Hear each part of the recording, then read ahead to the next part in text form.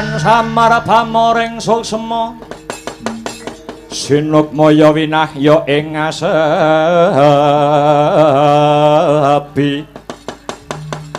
sinimpen teleng ing kalbu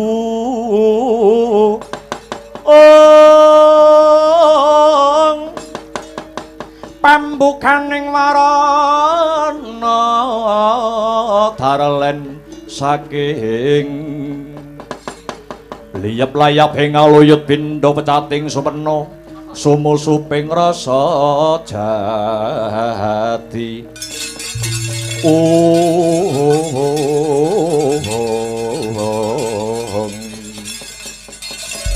punika Kanjeng Wamandura ingkang medal saking Kedaton Ngamarta sembah pangabekti kula katur wa Prabu. Kang putra Pringgondani ugi ngaturaken sembah pangabekti katur wa Prabu Balarama. Bektiku uga katur ya Pakde Bule. Pakde Bule Mandura, ya ponakan-ponakanku kabeh. Ponakan-ponakanku kabeh bocah bagus, bocah gagah, bocah sigit, bocah jentara. Antareja Gatotkaca kelawan sira bocah degleng Antasena. Wis ndak tampa sembah pangabektimu gawe bombonging rasa ora liwat. Ora liwat pangestune wong tuwa ditampani ya nang. Paring pangestu saking Wamandura sampun kula tampi andayanana kasantosan. Kula tampi hasta kekalih handadosaken jejimat paripih Dawa Prabu. Ya. Wis ndak tampa Pakde. Kosik njanur Gunung Kadingaren Pakde Mandura miyos saka Kedaton Ngamarta kok sajak beneh karo adat saben. Nitik saka lekering wadana jaiting netra kang sarta tepunging wimba.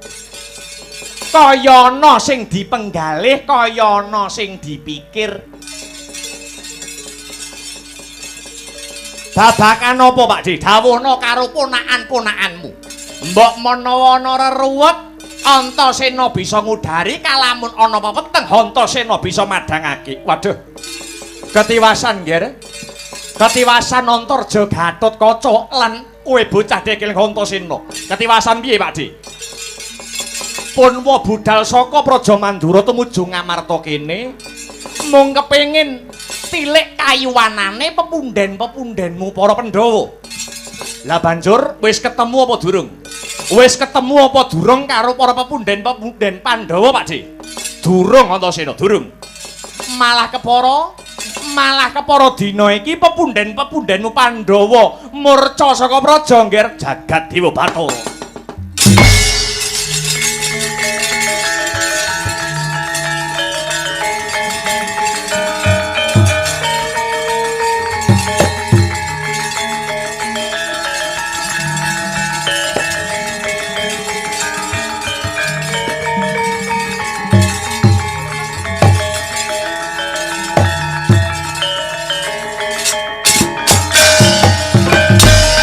Yatri sangat pirangu ori nangkul dinempit hempit dosang retnaning tawanaya si tukang walang hati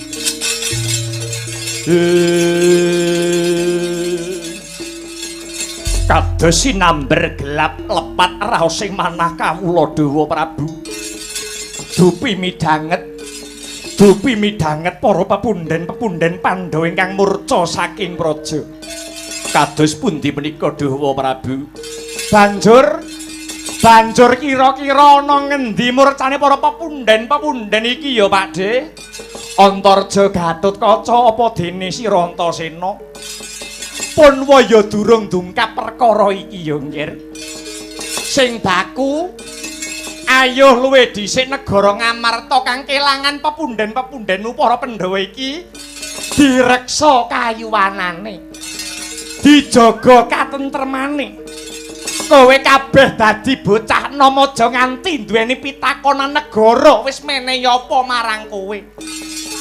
Nanging pitakonane genti diwalik, kowe wis labuh apa marang negaramu.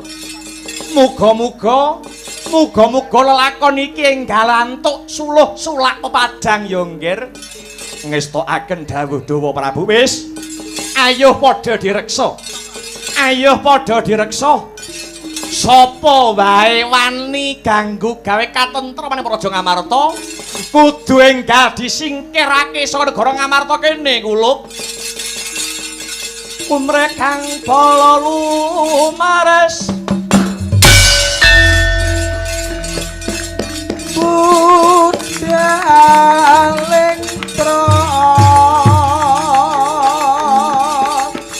wadya kuswa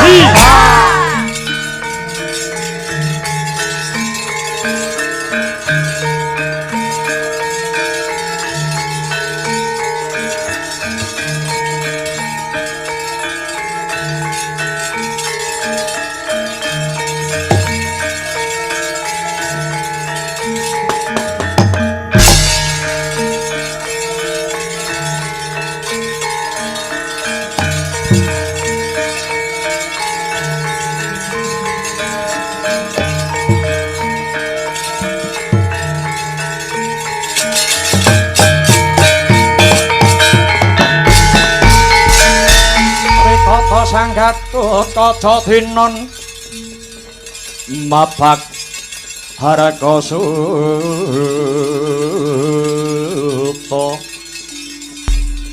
takabira kresna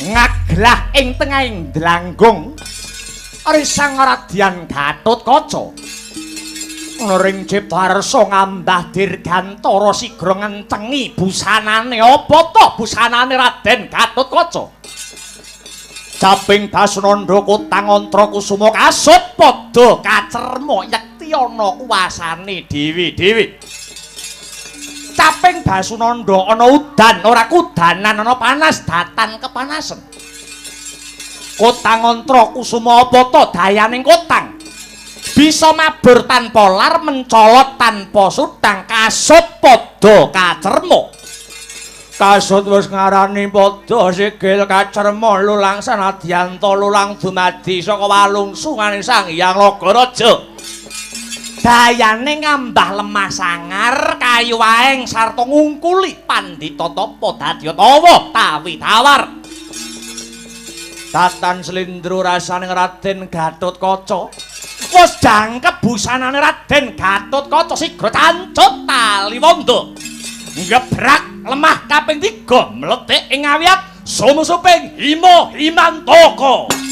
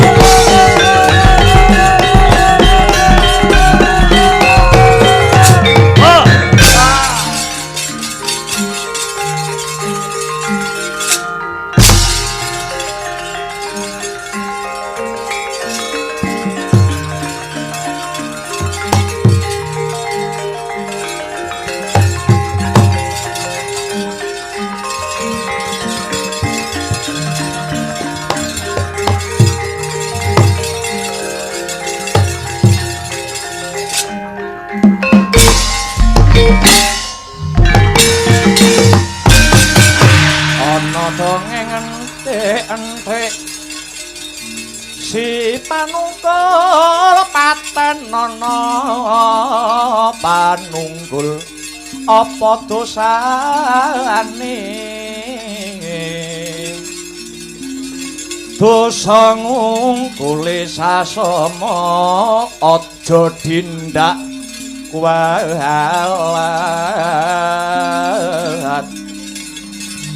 lah iya bener kandamu lali sumber gati rasa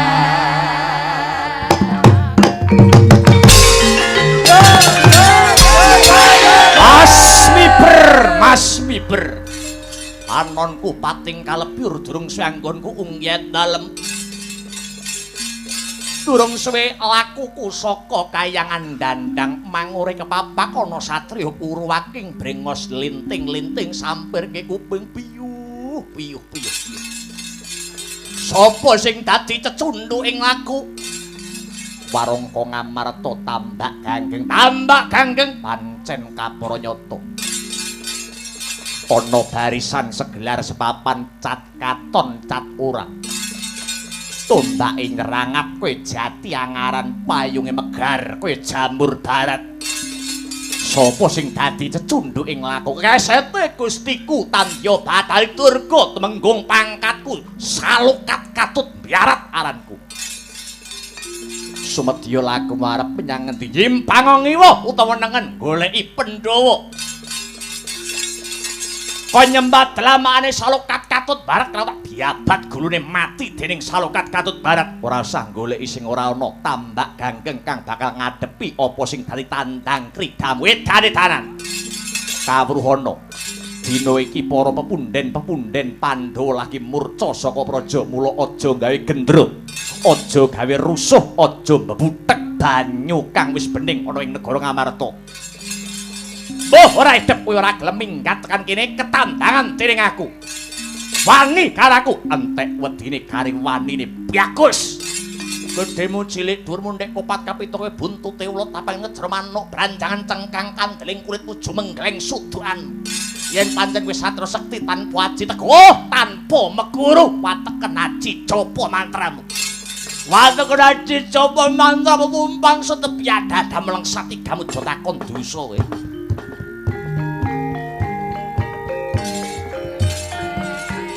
Sikro kang kala tuwa rang tanpa samya kabeh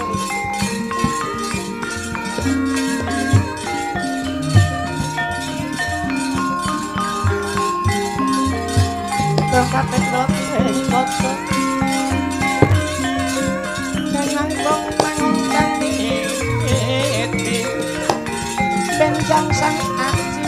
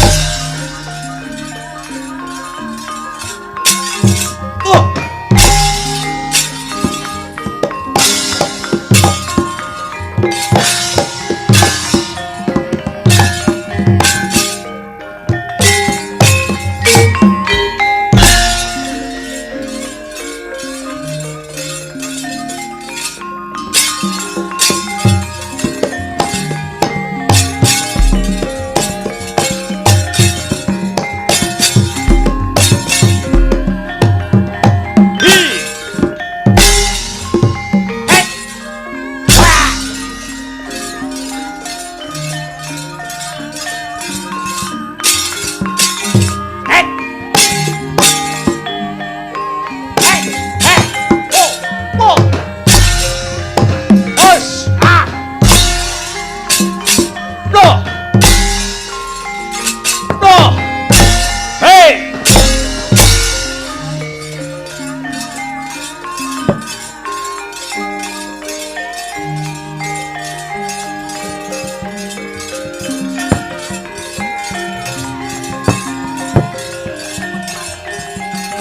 Hey! Ek! Pas! Oh! Ek! Ha! Wa! Hus! Ek! Ku! Ek! Ha! Ha! Wa! Hey! Ha! Ha! Ek! Ha!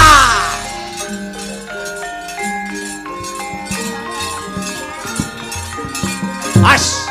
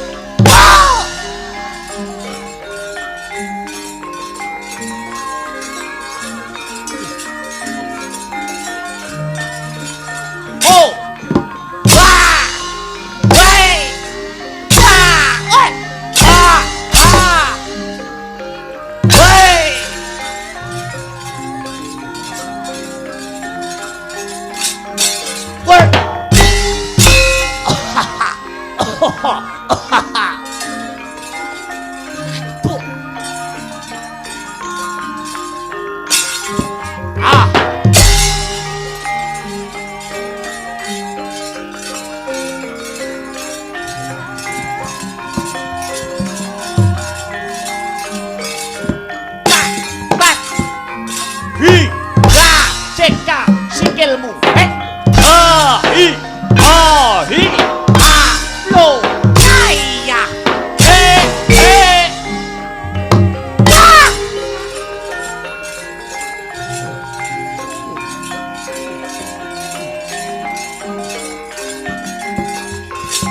Ho. Wan. Ba. Push it low. Ho. Hey. Hey. Aspek.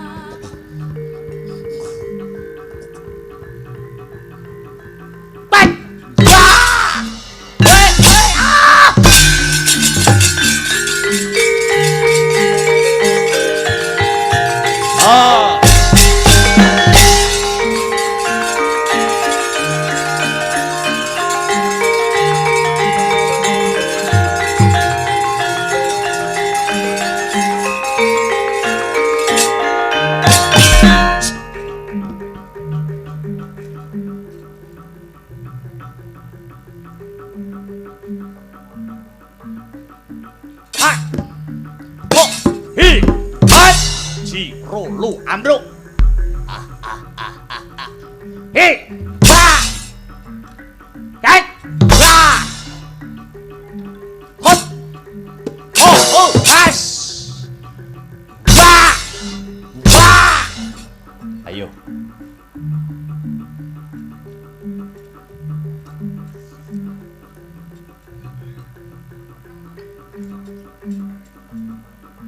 Kek, ba.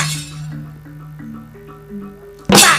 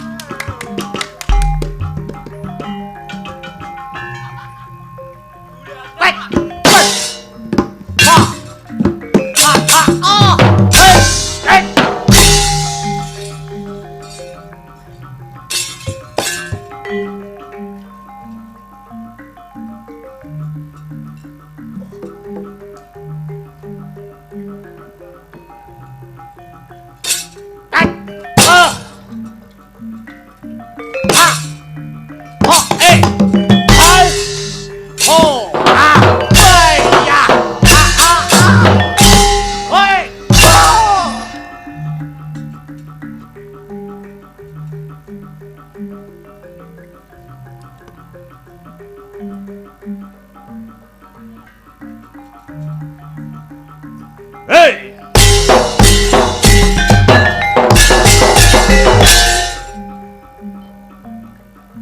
He!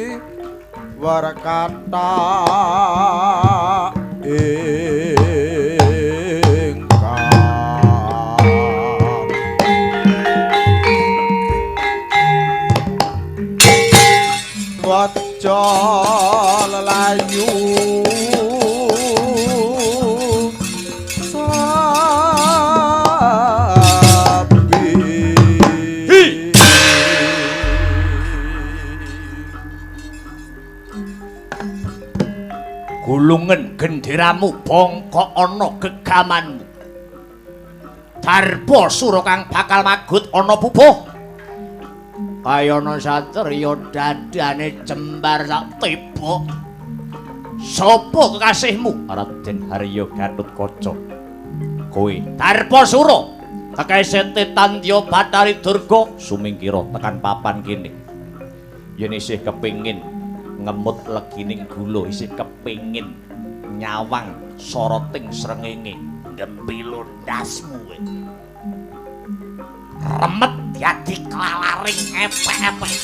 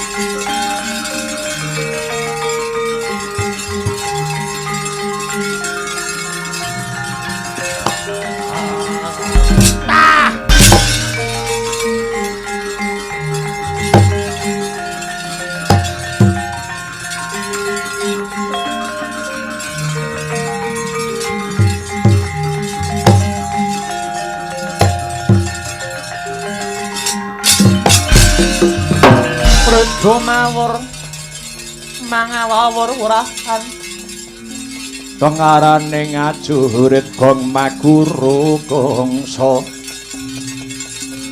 tetek kaya butula korpan griting prangga hesti miwang bojo kang kekitir rekata ingkang dwaja dwaja lelayu sepit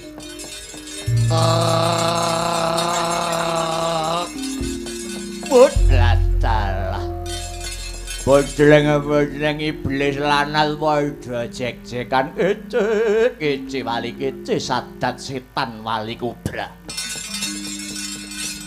barisan saka dandang mangure ora ana sing mangga buliya musuh tanding kelawan barisan Pandhawa. Aku Ludra Parimuka Senopati agul dandang mangure kang bakal maju ana rananggana. Ayo 1000 bareng maju 100 bareng ambrus gaglak limpamu ilang nyawamu kabeh peranaan Pandhawa.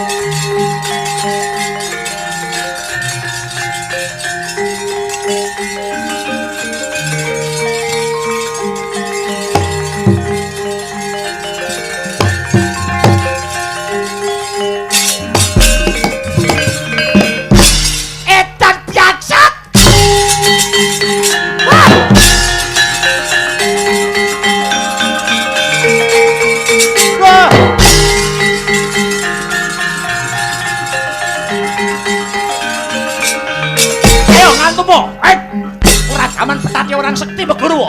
Ampi aku yo rebutan jangan mati. 1000 bareng maju. 100 bareng ambil kepadaan Prabu Baladewa. Derajat apa? Ayo. Ayo.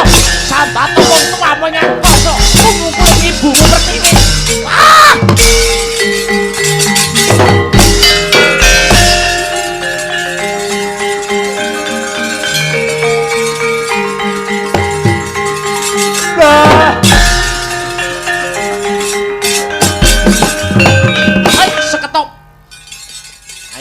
Arep mlayu kowe, Arep mlayu iki. Apa iki, Pusakaku Kyai Nenggala. Wis pirang-pirang nyawa sing diuntapke karo pusaka iki klebu kowe. Ayo. Kowe arep jajal pusaka iki ya, yen enak tanduk nyoh.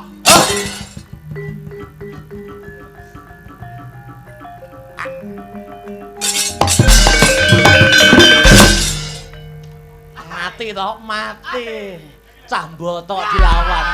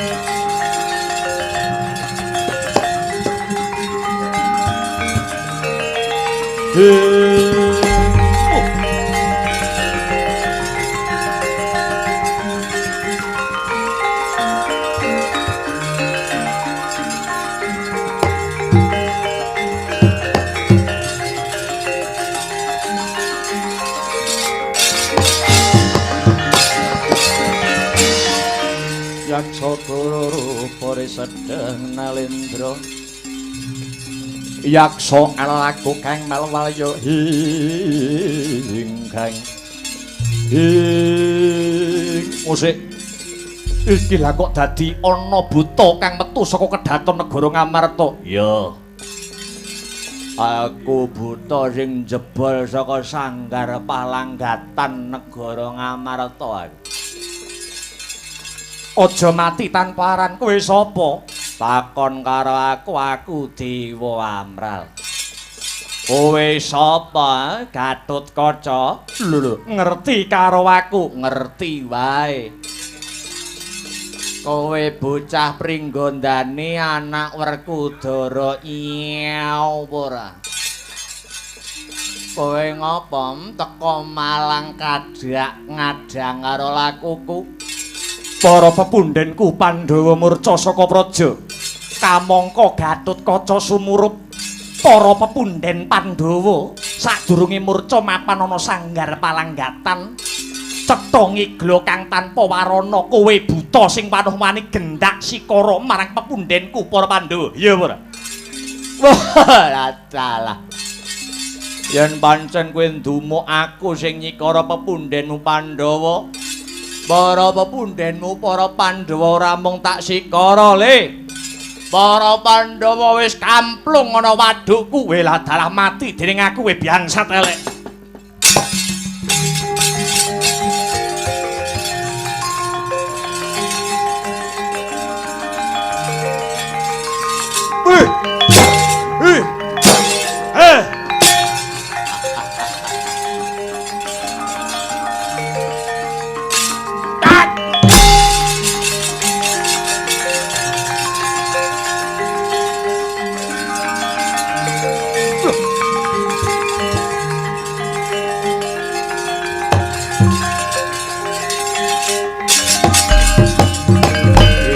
Kakange ora trima. Lho. Kakange sapa? Kakange Gatotkaca jenengmu Antarja. Iya ora. Ora gelem balekke sugenge para pepundhen Pandhawa kelakon ketandangan dening Antarja. Jajalan satra sembur mlonyoh kowe.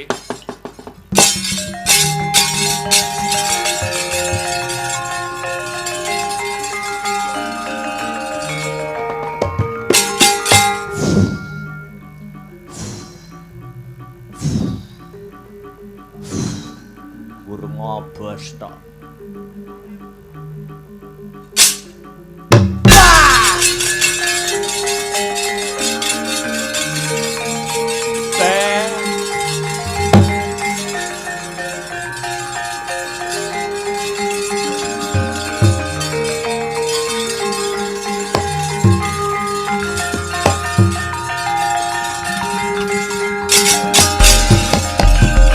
Iki adine Gatotkaca, kowe sapa? Kowe wis ngerti ora usah dadak takon. Lho piye to ki? Kowe adine Antarja? Iya. Jenengmu sapa? Alah sampeyan wis ngerti kok dadak takon. Sampeyan ki wis ngerti karo aku kok dadak takon. Aku ora ngerti wae. Dosa lho, ngapusi dosa. Ngerti to? Jenengmu Antasena. Iya. Kowe pengen ngerti karo aku ora? Ora. Lho piye to ki? Mbok pengen ngerti ngono lho, ora? Aku ora pengen ngerti karo kowe. Lho. Ayo kakangku Antarja mbok kendangke kakangku Gatotkaca kok kendangke. Iya, pancen bener. Aku arep mbok kendangke ora? Ora. Ayo, saiki aku wis ora pengen ngerti karo kowe. Merga sejatine aku ya wis ngerti karo kowe. Aku sapa? Engko tak sebut ning kene, aku bengok kowe kuwi sejatine sapa, kowe nesu ora? Ora usah mbok omongne kene. Ngundak konangan. Nek mbok omongne saiki bar no ki engko lakone. Ora. Wis, dadak dadi gedhe barange ngopo? Ora usah dadak gedhe mbok badar sejatining wujud. Ora, aku mbelani dulur-dulurku para Pandhawa. Terus sing kudu tak tindakke apa? Wis saiki kowe tunggu praja kene wae ya. Kowe aja pati-pati bali ana kasatriyanmu dhewe-dhewe yen aku durung bisa gandeng pepunden-pepundenmu para Pandhawa liyane. Mlebu bapakmu si Werkudara ngono. Wis aku tak munggah ning kayangan dewa ora ana sing padha kuwagang ngadepi buta sing gedhene kaya ngene. Tak nggone gulung kayangan Suralaya leganing atiku dina iki.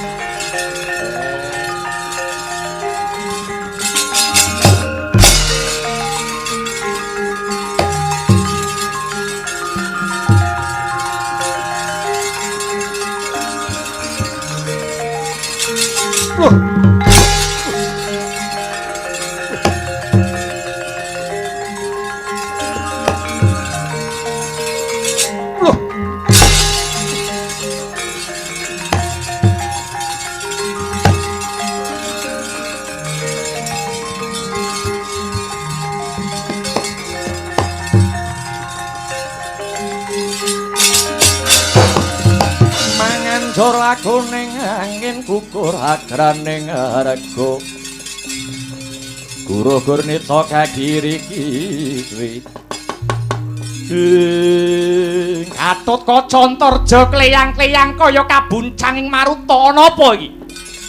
Dawa Prabu ngaturi ketiwasan sakmurcanipun para pepunden-pepunden Pandhawa saking sanggar palanggatan kraton Ngamarta wonten buta ingkang barang amuk. Ature buta kala wau para Pandhawa pejah dipun untal kalian buta kala wau. Buta mau jenenge sapa? Naminipun pun Dewa Amral Dawa Prabu ya jagat Dewa Bathara jagat Pangestungkara. Lah apa ora kok tandangi buta kuwi mau? Kula kalian Yayi Gatotkaca mboten kuwagang nandingi kasektenipun. Malah kepara raga kula kalian Yayi Gatotkaca dipun jawil ngantos untal kaprapal ngantos wonten sahandap pepada paduka Dawa Prabu. Sajake kae dudu buta lumrah. Yen aku sing tumandang ora ya bakal ora ngrampungi perkara. Lajeng kersanipun kados pundi Dawa Prabu? aku bakal lumarap ana Praja Ndwarawati. Sambat marang adiku Yayi Kresna. Mbok menawa yen Yayi Kresna kang jumangkah lan kumrembyah iki mengko ana pepadang ana ing lelakon negara Ngamarta. Sabab para Pandhawa lan Yayi Kresna ngibarat kreta jaran sak kusire. Kula namung ndederek sedaya kersa paduka dhuh Prabu.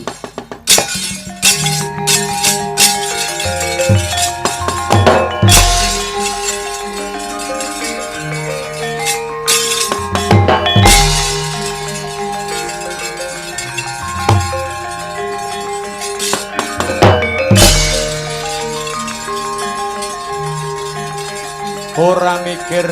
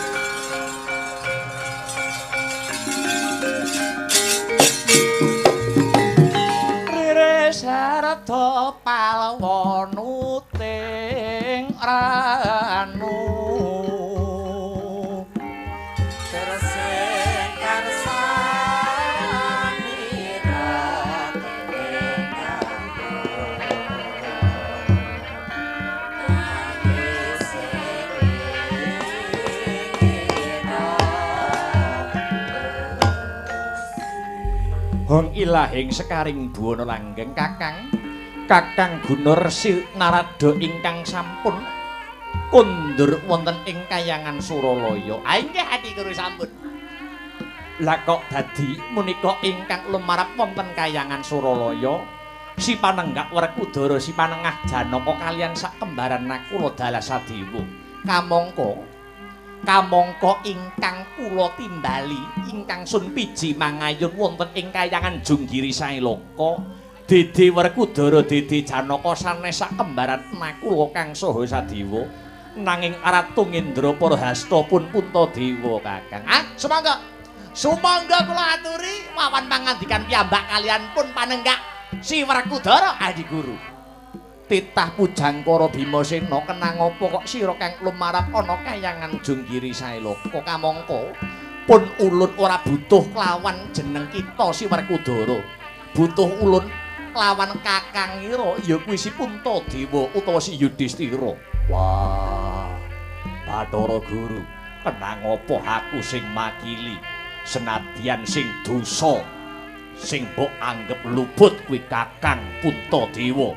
Sing mbok anggep dosa kuwi mbarep kakangku nanging kenang apa kowe ora tumedhak dhewe ana ing negara Ngamarta kenang apa kowe ora tumuju dhewe ana ing negara Ngendra Parahasta ndadak wakilan Kakek Narada yen panjenengamu wakilan karo Kakek Narada Barep kakangku Puntadewa sing makili adi-adine jagat Dewa Bathara.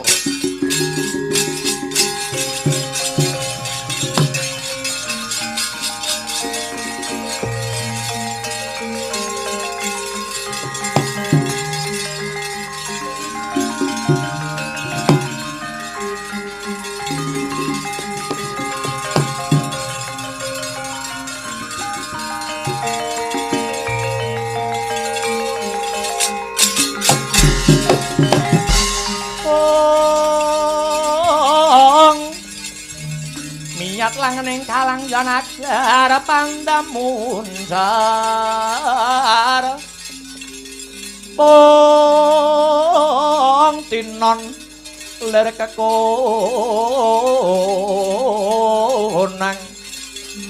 surem sorote tan padang kasor lan pajaring purnameng kegono dasare mongso dadiku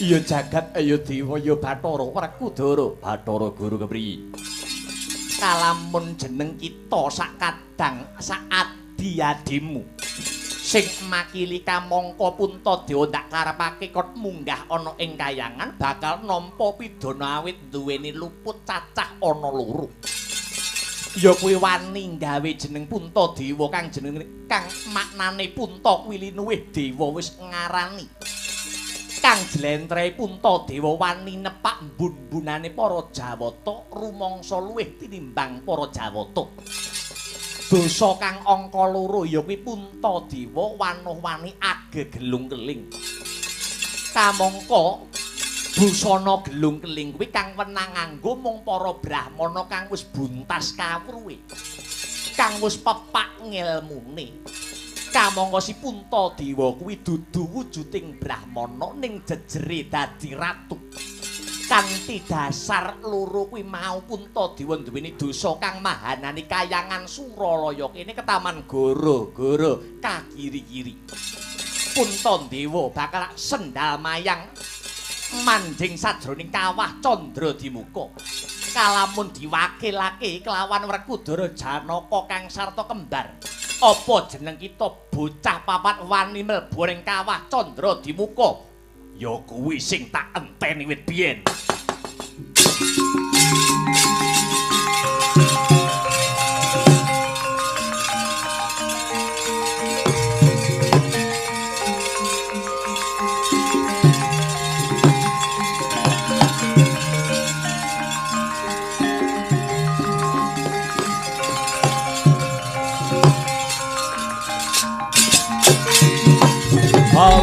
lakuning lekas lukit salinut ing witung katon kasereng hamomong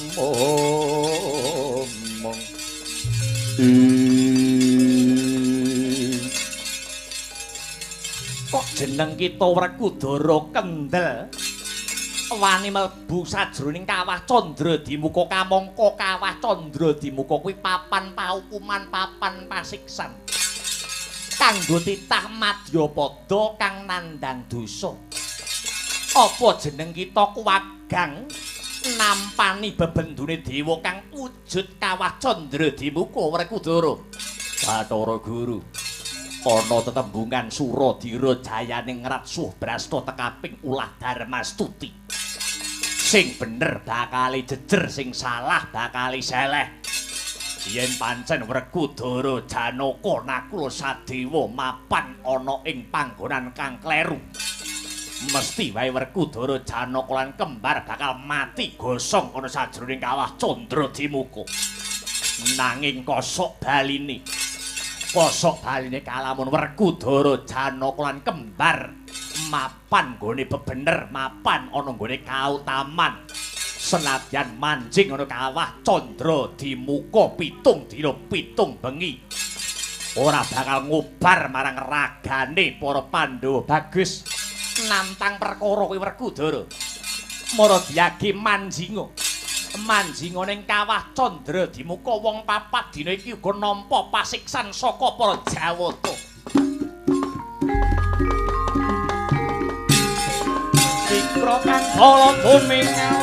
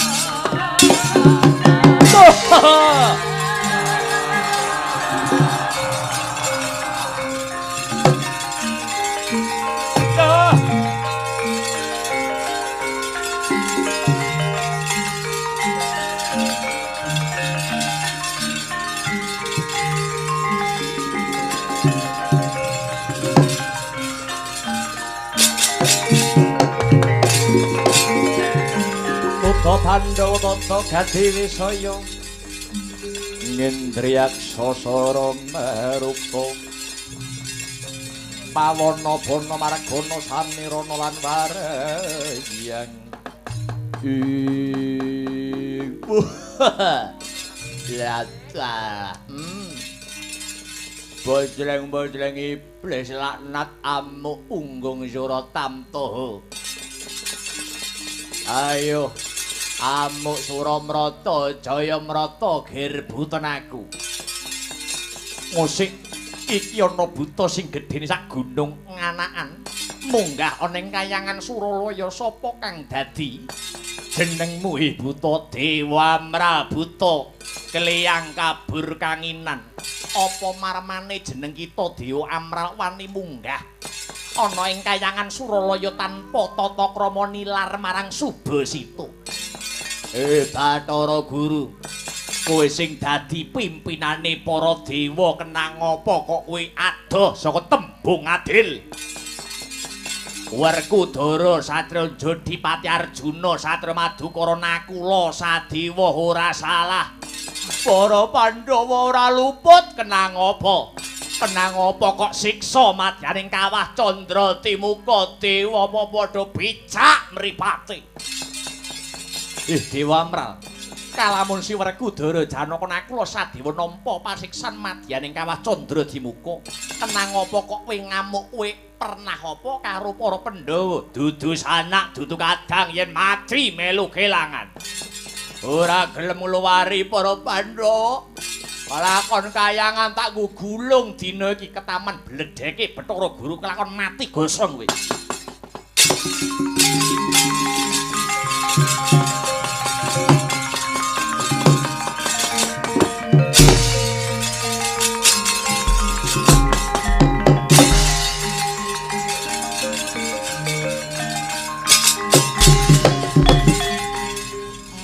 Ngadeg kowe Dewa Amral. Aku isih urip Bathara Guru. Weh.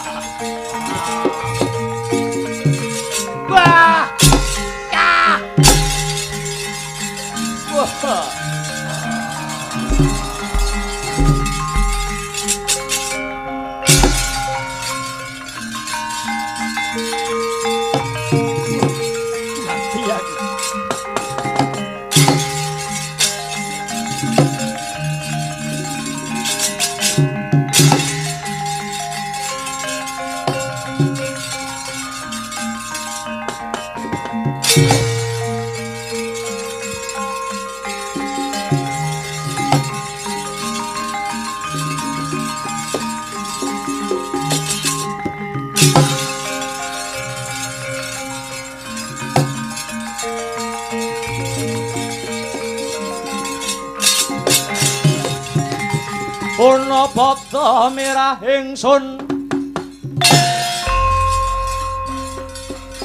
Prihatin waspagong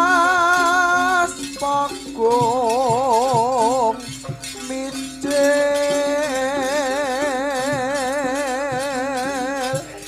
tuhudahan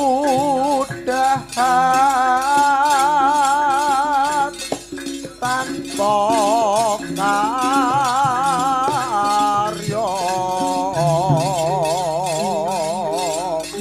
sangkang rinemekan Gusti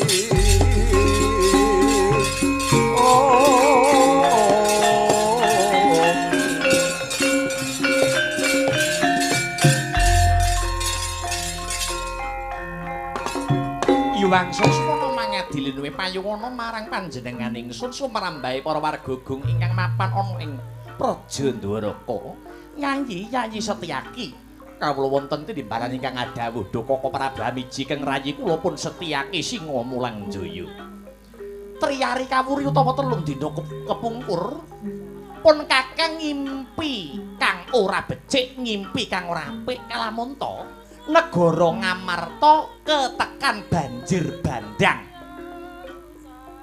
Yen manut para sarjana ingkang sujaning budi, kalamun negara ketaman banjir bandang pangimpen mau pratandha kang bakal negara mau bakal nemahi bebendu negara mau bakal nampa pacoban saka Gusti kang akarya jagat. Lajeng kersa paduka njeng Koko Prabu kadosa pundi? Mangkene ya Dimas. Ana unen-unen Pandhawa lan Prabu Kresna ngibarati kreta jaran sakusire kretane sajarane para Pandhawa kusire nata Ndwarmati Prabu Kresna selak ora negakake kaya ngapa to panandhange para Pandhawa yen iki mengko ana bebendu ana pacoban kang tinampa kang sinandhang kang sarta sinanding marang adi-adiku para Pandhawa mula ayo lono lumaku numpak kreta Kyai Jaladara lumarep ana ing negara Ngamarta nyambangi kadang para Pandhawa. Lho, kae sapa Setyaki?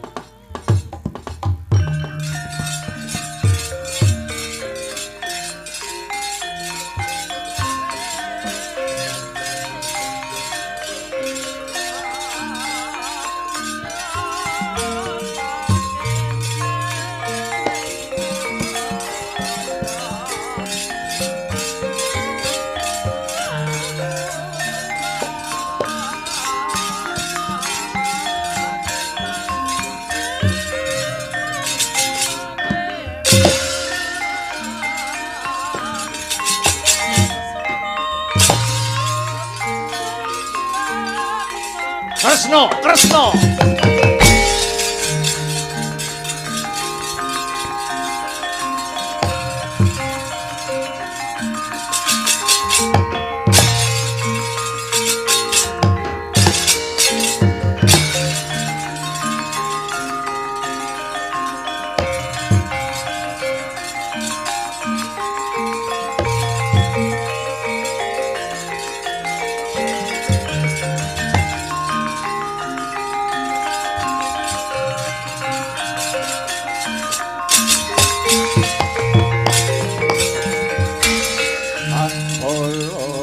Narapati duwe nareswara Kresna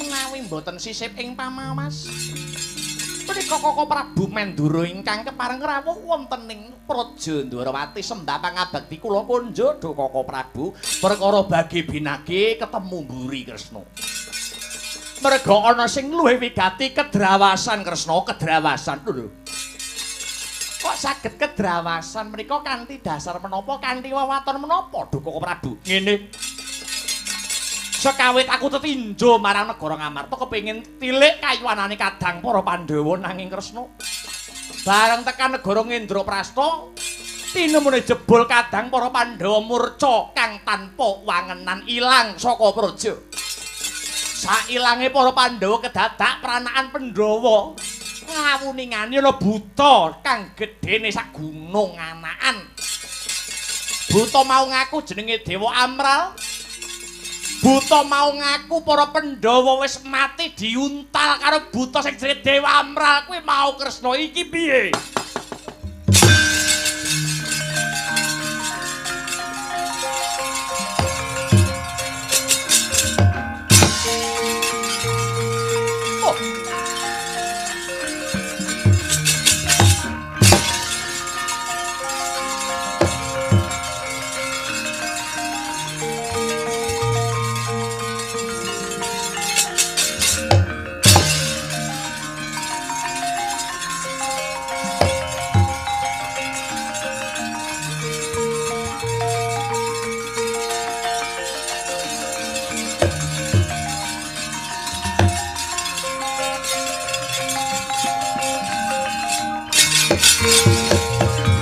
Lamun sira tritah dadi wong agung aja sira gunggung diri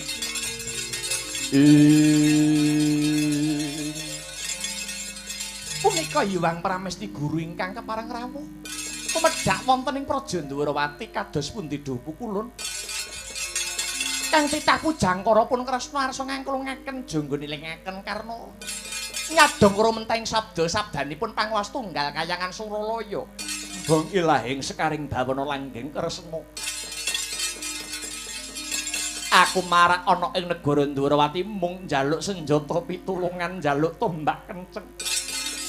Jarene akeh sing ngandharake kalamun Kresna kuwi titising Bathara Wisnu.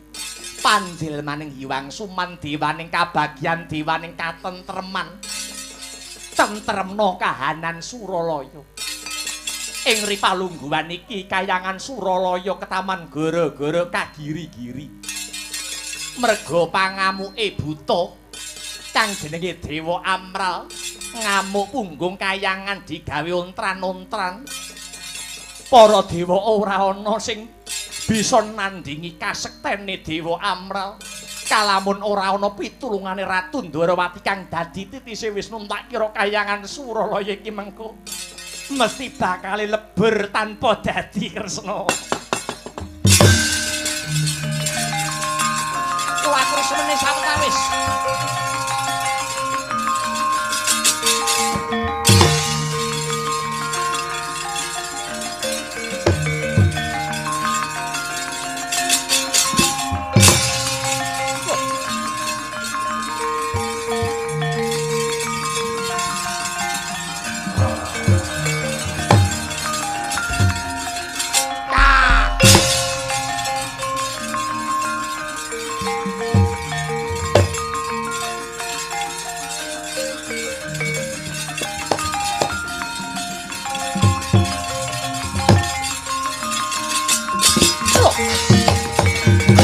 Kasiran toya windu umarujuk katon semi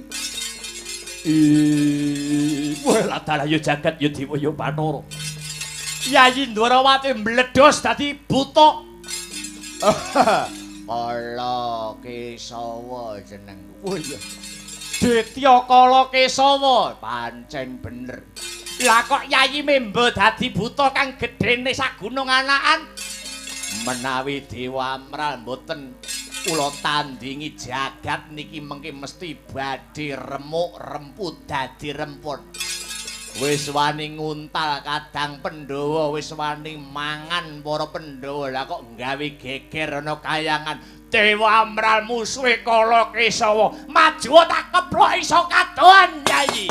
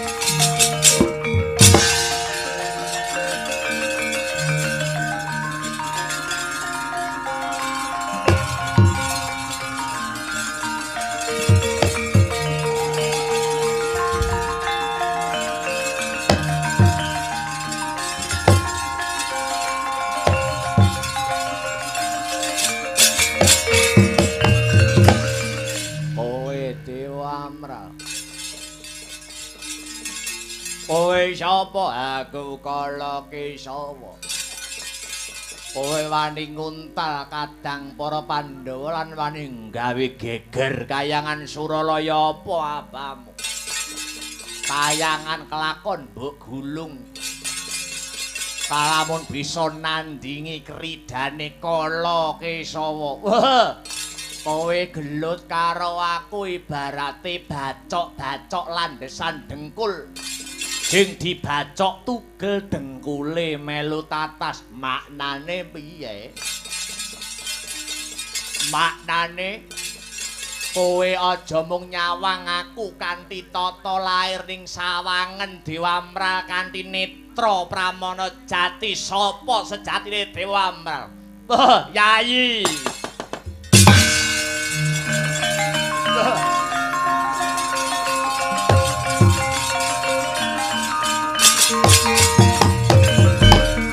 Maaf yo, Dik.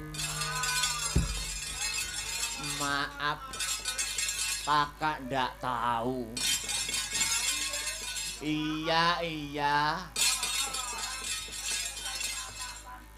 Kae wis ngumandang ketok, Wah. Wis ora usah kakean gunem tanpa guna. Yayi Bimasena, Yayi Janaka kembar ditemplungke ana kawah Candra Dimuka. Wah, dewa mlinger kiblat ayo diamuk wong loro, Yayi. Ayangan gawe geger.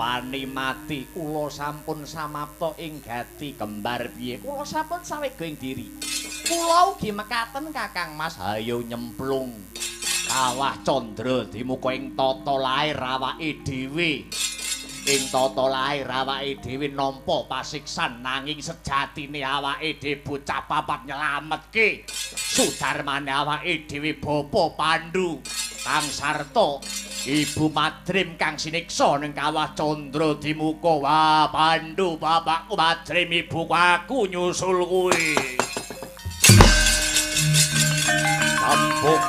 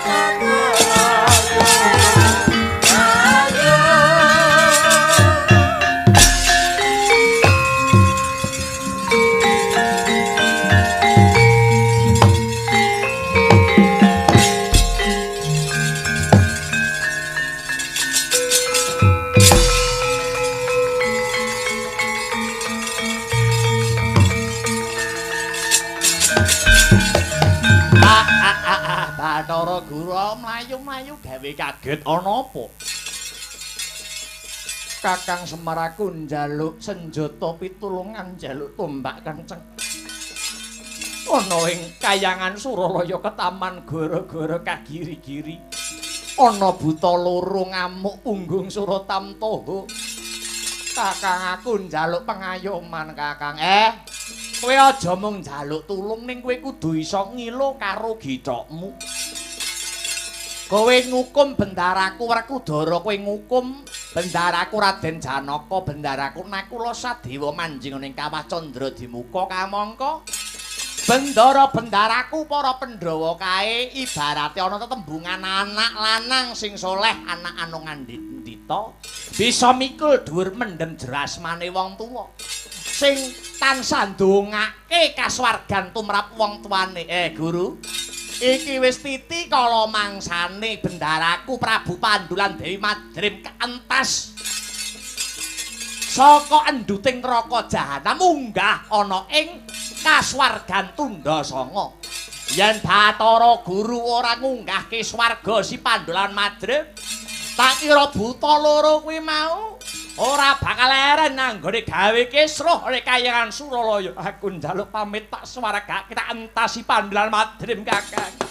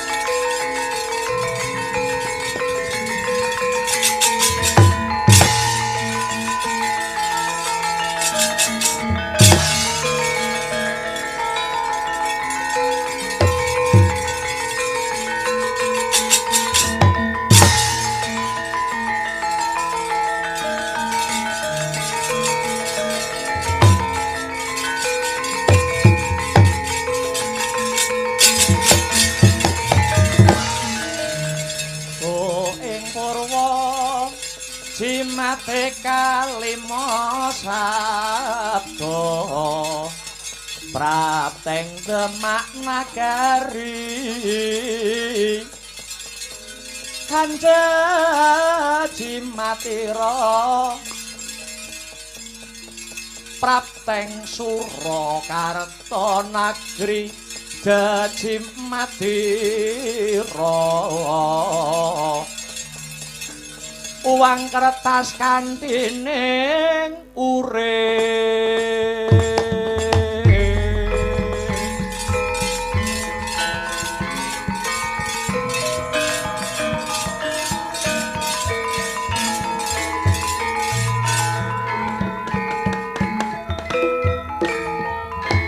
iki anakku Werkudara kang sumusul ana ing madyaning Kawah Candra Dimuka. Wah, Pandhu bapakku, Madrim ibuku kaya sinamber gelap rasaning batinku nalika aku nyawang kowe ning Kawah Candra Dimuka. Werkudara Janaka Nakula Sadewa, bapakmu nadyan ing tata lair manjing ana ing Kawah Pasiksan, nanging sejatine aku ora krasa panas, aku ora krasa lara krana kowe wis bisa ndongake marang nasibe wong tuamu. Pun Rama nyawang nalikaning para Pandhawa ndonga ana sajroning sanggar palanggatan, dongamu tembus ing langit mahanani geni Candra Dimuka iki ora krasa panas Werkudara.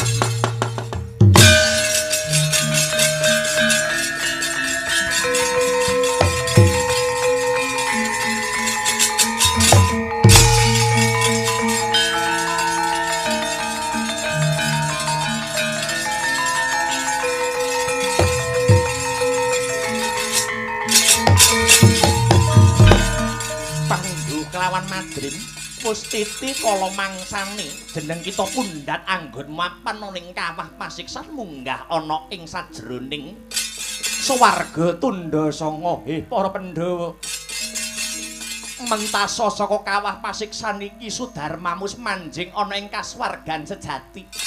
Bantunen bantunen kayangan Suralaya pangamuk ing buta loro yen ora saka krida tandange para Pandhawa tak kira kayangan iki bakal ludes keles Pandhawa.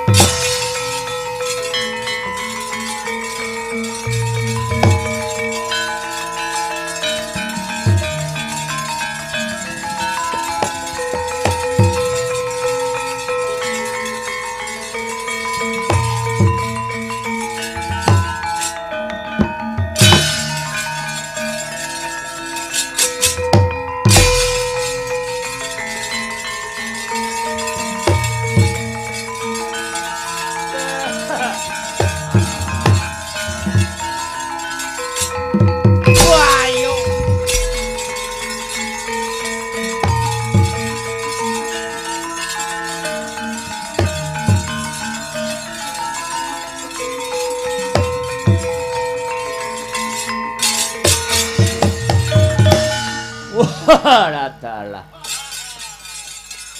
Wis cilik kok iso ngereng. Aku ora krasa nek wis mengkeret ya.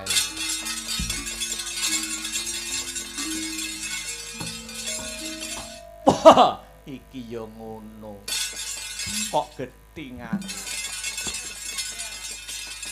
Sena wis mentas saka kawah pasiksan wis. Wah, Punta Dewa kakangku Jliteng Kresna wis pundhat kewajibane awake dhewe dadi anak sing saleh. Bapa Pandhu Ibu Madri wis diunggahake ana ing kasuwargan Tundha Sanga awit saka pandungane awake dhewe nalika ning sanggar palanggatan negara Indraprastha. Waduh, syukur bagi sewu Werkudara.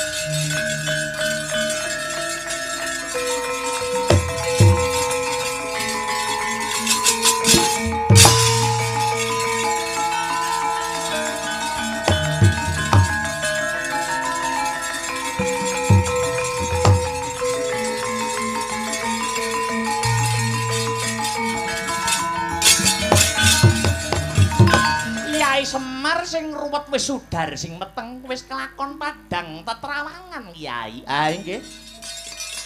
Pancen sedaya menika saged kinarya kaca benggala. Awit lelakon Seratri menika kenging damel prasimbol utawi pralambang. Suwarga nerakane wong tuwa niku manggen dhateng tingkah lakune anak.